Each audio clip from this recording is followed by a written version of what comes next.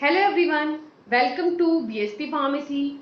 I am Nikita Gupta and today our topic of discussion is limit test for iron. So basically इस discussion के अंदर हम iron के limit test को discuss करेंगे। ठीक है, आयरन का मतलब क्या है? आयरन का मतलब है लोहा, या इसे हम रिप्रेजेंट करते हैं Fe के थ्रू। ये जो है दो ऑक्सीडेशन स्टेट में पाया जाता है, Fe+2 और Fe+3। दैट मीन्स फेरस और फेरिक के अंदर ये यहाँ पे प्रेजेंट होता है। ठीक है, तो इस आयरन के लिमिट टेस्ट को हम यहाँ पर परफॉर्म करेंगे, जिसके थ्रू हम ये जानने की कोशिश करेंगे कि जो हमारा सैंपल है उसके अंदर जो आयरन है वो एक लिमिट क्वांटिटी के अंदर यहाँ पे प्रेजेंट है या नहीं। उस लिमिट क्वांटिटी को आइडेंटिफाई करने के लिए यहाँ पर आयरन का लिमिट टेस्ट परफॉर्म किया जाएगा। तो सबसे पहले देखो कि लिमिट टेस्ट क्या होता है। So a limit test is an quantitative or semi-quantitative test designed to identify and control small quantities of impurities which are likely to be present in the pharmaceutical substance. ठीक है, तो limit test क्या है? Limit test quantitative या semi quantitative test है, जिसके through क्या करते हैं हम, जो हमारा सब्सटेंस है, जो हमारी इम्प्यूरिटी है, ठीक है, उसकी क्वांटिटी को यहाँ पर आइडेंटिफाई करते हैं। ठीक है, ऑल्सो उसको हम यहाँ पर कंट्रोल करते हैं कि वो एक लिमिट कंट्रोल कंडीशंस के अंदर, कंट्रोल क्वांटिटीज के अंदर यहाँ पे प्रेजेंट हो। ठीक है, तो लिमिट टेस्ट जो है वो एक क्वालिटेटिव और क्वांटिटेटिव टेस्ट है, जिसके थ्रू हम इम्प्योरिटीज को न सिर्फ आइडेंटिफाई करते हैं बल्कि उसको उसकी कंट्रोल अमाउंट के अंदर वो प्रेजेंट है या नहीं, इसको भी हम यहाँ पर पता लगाते हैं कि जो हमारा फार्मास्यूटिकल सब्सटेंस है उसके अंदर आपकी इम्प्योरिटीज, जैसे कि मान लो हम यहाँ आयरन की बात कर रहे हैं, तो आयरन जो है कितने अमाउंट में यहाँ पर प्रेजेंट है। ठीक है, इसके अमाउंट को हम यहाँ पर आइडेंटिफाई करते हैं, और अगर ये अपने लिमिट रेंज से ज्यादा होता है तो उसकी उस बैच को फेल कर देते हैं, और अगर लिमिट रेंज से कम होता है तो फिर वो आपके क्या हो जाता है, पास हो जाता है। ठीक है, इस टेस्ट को परफॉर्म करने के लिए हम दो नेजर सिलेंडर्स को यूज करते हैं। एक तो होता है हमारा टेस्ट सैंपल और एक होता है हमारा स्टैंडर्ड सैंपल। और जो हमारे टेस्ट सैंपल है उसके अंदर हमारे स्टैंडर्ड सैंपल से हमेशा इम्प्यूरिटी कम ही होनी चाहिए। अगर ये यहाँ पर ज्यादा है, ठीक है, तो वो हमारा बैच क्या हो जाता है, फेल हो जाता है, और अगर कम है तो ही वो क्या हो पाता है, पास हो पाता है। तो इसके लिए हम यहाँ पर जो टर्बिडिटी प्रोड्यूस हो रही है टेस्ट और स्टैंडर्ड की, उसको यहाँ पर कंपेयर करके ये आइडेंटिफाई करते हैं कि इम्प्यूरिटी लिमिट अमाउंट से कम है या ज्यादा। ठीक है, ये जो आयरन का लिमिट टेस्ट है ये इस बेसिक प्रिंसिपल पर बेस्ड है कि it depends on the reaction of an iron in an ammonical solution with the thioglycolic acid in the presence of citric acid when a pale pink to deep reddish purple color is produced.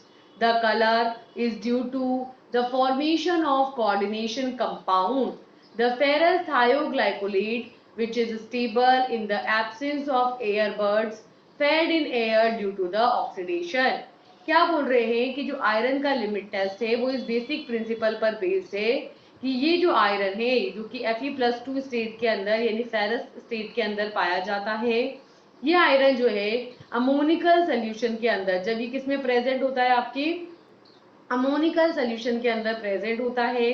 ठीक है, तब ये जब थायोग्लाइकोलिक acid के साथ यानी कि CH2SH3OH के साथ रिएक्शन करता है सिट्रिक एसिड की प्रेजेंस में, किसकी प्रेजेंस में, सिट्रिक एसिड की प्रेजेंस में ये यहाँ पर रिएक्शन करता है, तो क्या होता है कि जो पेल पिंक कलर है वो किस में कन्वर्ट हो जाता है, डीप रेडिश पर्पल कलर में यहाँ पर कन्वर्ट हो जाता है।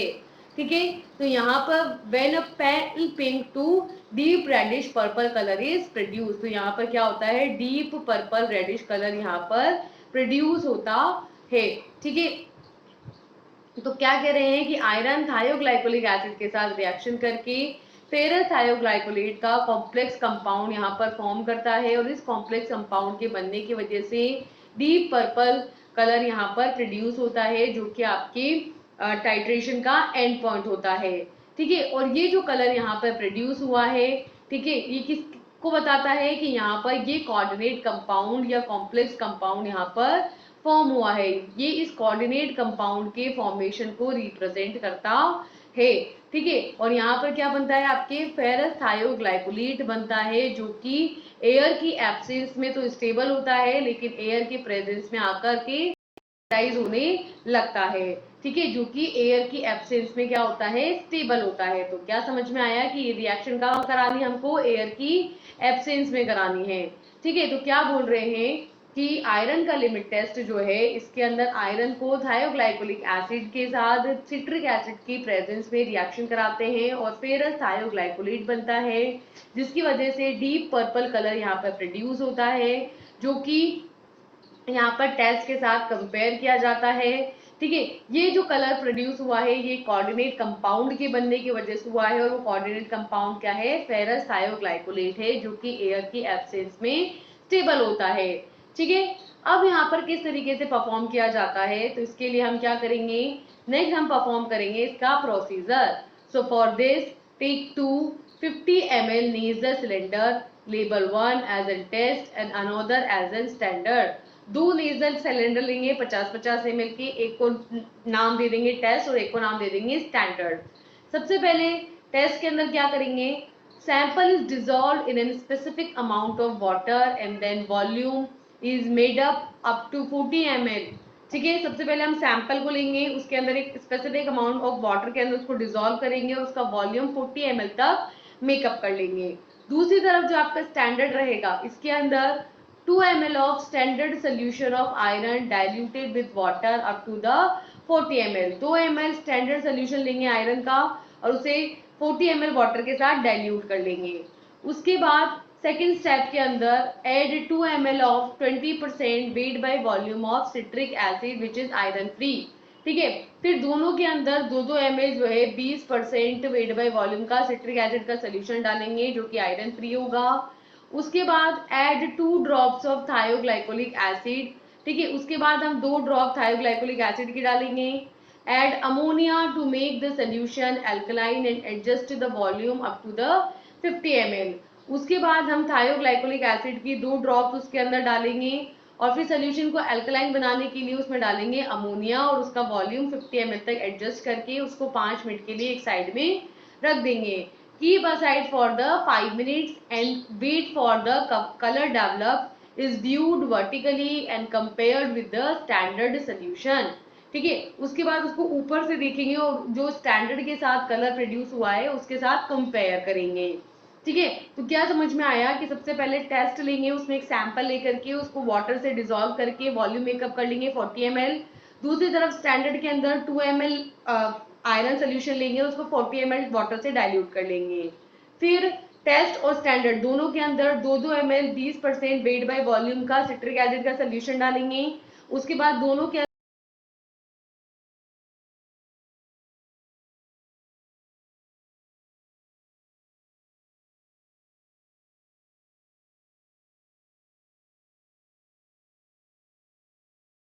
स्टैंडर्ड के साथ सैंपल के कलर को जो प्रोड्यूस हुआ है, टर्बिडिटी प्रोड्यूस हुई है, उसको कंपेयर करेंगे।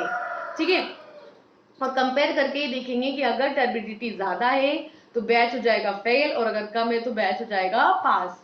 ठीक है, तो यहाँ पर हम नेक्स्ट करेंगे इसका ऑब्जर्वेशन। ठीक है, ऑब्जर्वेशन में क्या करेंगे, earlier ammonium thiocyanate reagent was used for the limit test of iron since thioglycolic acid is more sensitive reagent, it has replaced ammonium thiocyanate in the test. So the purple color produced in the sample solution should not be greater than the standard solution. If the purple color produced in the sample solution is less than the standard solution, then the sample will pass the limit test of iron and vice versa। क्या बोल रहे हैं कि हमने यहाँ पे क्या डाला है, अमोनियम थायोसाइनेट का रिएजेंट डाला है, किसके लिए, आयरन की लिमिट टेस्ट को परफॉर्म करने के लिए। आयरन का लिमिट टेस्ट जब हम यहाँ पर परफॉर्म करते हैं तो उसमें हम क्या यूज करते हैं, अमोनियम थायोसाइनेट का रिएजेंट यहाँ पर यूज करते हैं। ठीक है, पहले किया करते थे, पहले अमोनियम थायोसाइनेट यूज करते थे, लेकिन बाद में इसको रिमूव कर दिया गया, उसकी जगह क्या यूज किया जाने लगा, थायोग्लाइकोलिक एसिड को यूज किया जाने लगा, क्योंकि ये एक ज्यादा सेंसिटिव रिएजेंट होता है, ठीक है। इसलिए अमोनियम थायोसाइनेट की जगह थायोग्लाइकोलिक एसिड को यूज करने लगे। अब यहाँ पर जब रिएक्शन होती है और उसके रिजल्टेंट आपके पर्पल कलर यहाँ पर प्रोड्यूस होता है, तो सैंपल सोल्यूशन के अंदर ये जो पर्पल कलर यहाँ पे प्रोड्यूस हो रहा है, ठीक है, ये आपके स्टैंडर्ड सोल्यूशन से ज्यादा नहीं होना चाहिए। मतलब कि यहाँ पर जो स्टैंडर्ड के अंदर कलर प्रोड्यूस होगा, जो टर्बिडिटी प्रोड्यूस होगी, और जो टेस्ट के अंदर टर्बिडिटी प्रोड्यूस होगी, तो टेस्ट के अंदर स्टैंडर्ड से ज्यादा नहीं होनी चाहिए, हमेशा टेस्ट के अंदर स्टैंडर्ड से कम होनी चाहिए, तभी आपका लिमिट टेस्ट जो रहता है सैंपल का वो पास होता है।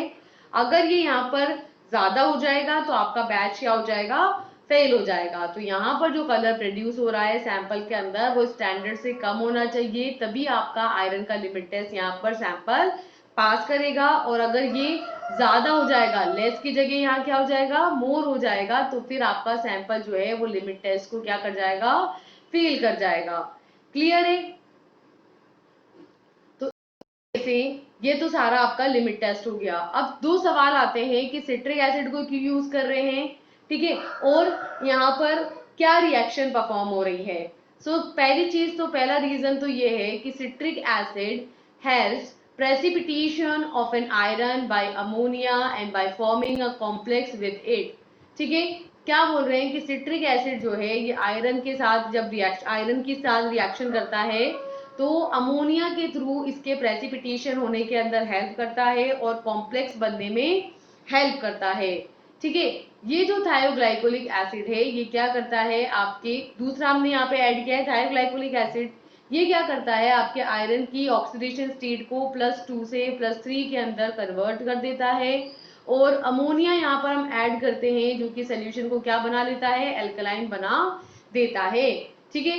तो क्या समझ में आया हमें कि सिट्रिक एसिड तो इसलिए डाला है ताकि आपके कॉम्प्लेक्स बना दे, और थायोग्लाइकोलिक एसिड इसलिए डाला है ताकि ऑक्सीडेशन स्टेट को Fe+2 से Fe+3 में कन्वर्ट कर दे, और अमोनिया इसलिए डाला है ताकि सोल्यूशन को कैसा बना दे, एल्कलाइन बना दे, ठीक है। तो इस तरीके से क्या किया जाता है, आयरन का लिमिट टेस्ट परफॉर्म किया जाता है। ओवरऑल हमें क्या समझ में आया कि आयरन का जो लिमिट टेस्ट है वो इस बात पर बेस्ड है कि यहाँ पर अमोनियम सोल्यूशन के प्रेजेंस में, अमोनियम सोल्यूशन वाला जब आपके आयरन रहता है तो उसे सिट्रिक एसिड के प्रेजेंस में जब थायोग्लाइकोलिक एसिड के साथ रिएक्शन कराई जाती है तो यहाँ पर फेरस थायोग्लाइकोलेट बनता है, और इस कोऑर्डिनेट कंपाउंड के बनने की वजह से यहाँ पर पर्पल कलर देखने को मिलता है, जिसे सैंपल के साथ कंपेयर किया जाता है। अगर ये कलर स्टैंडर्ड के कंपैरिजन में टेस्ट में कम है तो आपका बैच हो जाएगा पास, और अगर ज्यादा है तो बैच हो जाएगा फेल। तो इसी तरीके के और कंटेंट को जानने के लिए जुड़े रहें बीएसपी फार्मेसी के साथ, और ज्वाइन करें BSP pharmacy official app from the play store, और सारे लिमिट टेस्ट को डिटेल के अंदर अंडरस्टैंड करें। So thank you for this session.